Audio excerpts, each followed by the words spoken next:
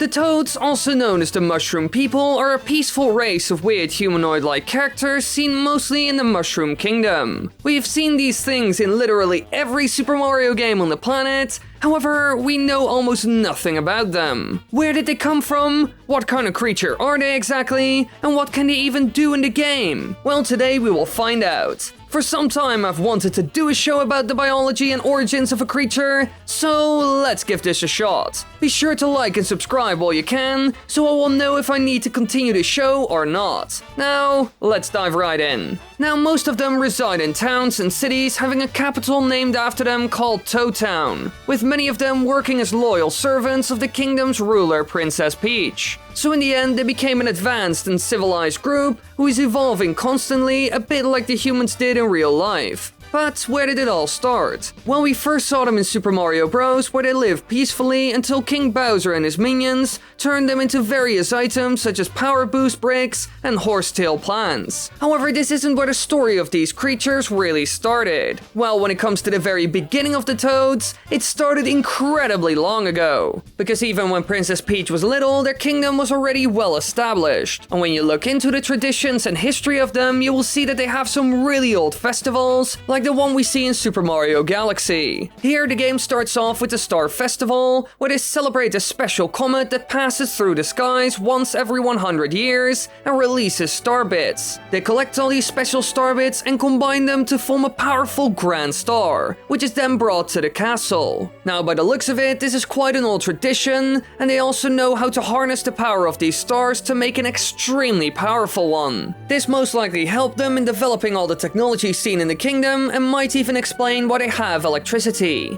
However, what it shows us clearly is that they have been around for centuries at least, which makes it really hard to figure out where it all started.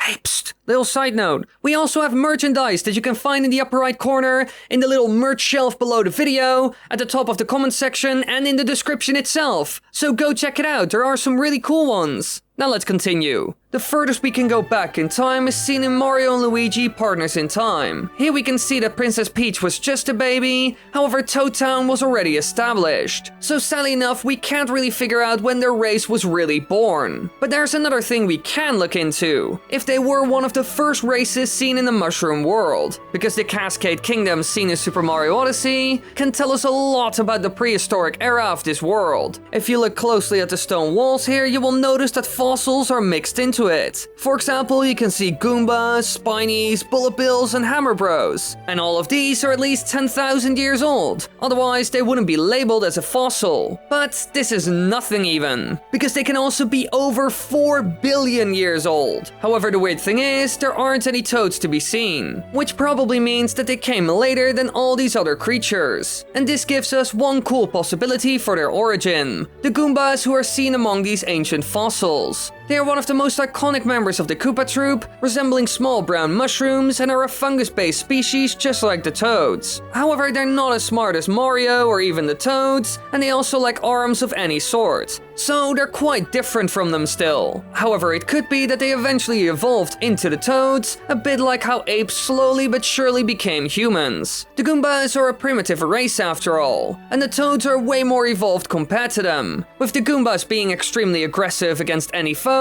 while the toads would rather panic and run away, which is also most likely caused thanks to evolution. So it could very well be that this weird enemy race is the beginning of all the fungus-based creatures seen in the Mushroom world. Well, it's a very likely option at least. And thanks to the fact that toads have thumbs, they could do a whole lot more than the Goombas. For example, making tools. Just like humans, they most likely went through ages of development like the Stone Age, becoming more and more advanced, which was possible thanks to their higher intelligence and hands with thumbs. The thumbs are important because it makes their hands dexterous and allows them to grasp objects easily, and they seem to be the right proportions for all of this as well. It could even be that powerful artifacts like the superstars helped with their rise to power, or even natural evolution. It's part of their culture after all, and contains a lot of energy. Maybe they even competed with the human scene in the world, for example the ones from New Donk City. They are also an incredibly fully evolved humanoid race after all, and in human history we also competed with other types of humans like the Neanderthals. So maybe the same happened with the toads and humans, battling each other but also learning from each other. Their leader is some sort of human after all, so they most likely work together with mankind now instead of fight or ignore them. So now that we know where they came from, we can answer the next question.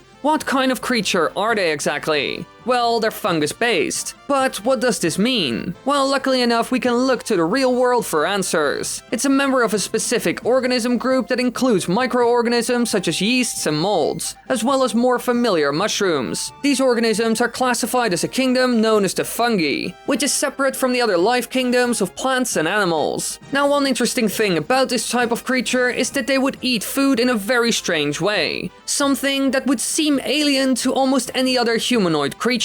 Because instead of eating with their mouths by chewing and then swallowing it, they do something completely different. They absorb dissolved molecules typically by making digestive enzymes into their environment, which sounds a bit strange. Now what this means is that they release something similar to the stomach acid and other things that help us process food into the surrounding area, making it possible for them to take it into their body straight up, which most likely means that the inside of a toad looks very interesting. They don't have a stomach after all, or intestines, which is really weird for a humanoid creature, and I would love to see how they would eat anything, to be honest. It could even be that the Vim life force of the toads seen in Mario and Luigi Partners in Time is their digestive enzymes and the stuff they have absorbed. And one little side note, since some of you will most likely not know about all of this, fungi do not photosynthesize, which means sunlight isn't needed for them to live. And how they reproduce is also very different from any humanoid race, because toads most likely produce spores to do this, which also means that there aren't any real male or female toads, just like we see in real life. And Nintendo actually agrees with this. According to a 2014 interview with Shigeru Miyamoto, toads were initially designed without specific genders in mind. And while all of this sounds quite crazy, it can get even weirder, because fungi are actually genetically more closely related to animals than plants. So maybe something like a walking, talking, and intelligent species of mushroom people could be possible in real life. There are some mushroom types that already take over other living creatures like ants, who they sort of brainwash and take over, using them to reproduce. So overall the toads are quite strange and crazy creatures when you think about it. However, what other things can they do in this game that aren't even possible in the real world? Well, they are revealed to be even stronger than the Mario brothers themselves, and also shown to be very speedy. So while they are small and would most likely be quite weak in the real world, they have some amazing powers, which is quite surprising since almost all of them run in panic as soon as there's a threat coming towards them. Although there are some that are quite brave and willingly become warriors to protect the kingdom, which is obviously necessary since they need to protect their lands. For example, in New Super Mario Bros. Wii, 2 playable toads are shown here and are also capable of using the same power-ups as everyone else, and are also shown to be skilled in riding Yoshis. So as you can see, they have quite a lot of options in the game, being able to become way more powerful by absorbing the power of certain useful artifacts like super mushrooms and super leaves.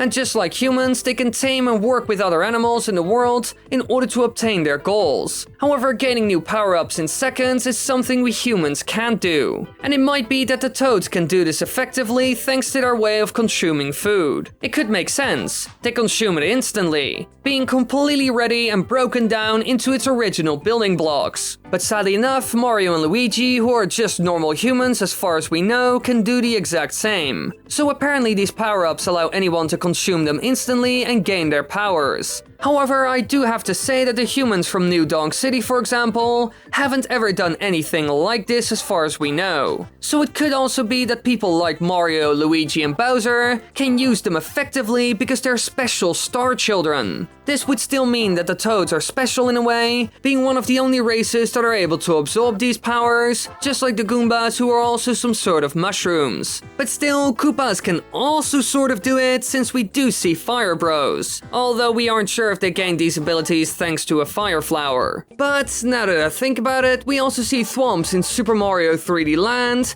use super leaves in order to gain some extra powers. Now, as you can see, the Toads have succeeded in a lot of ways and rose above almost all the other races of the mushroom world. They're more developed than any of the races seen in the Koopa Troopa, and even in space, we see alternate versions of this race that are very, very advanced. But who knows what they will do in the future?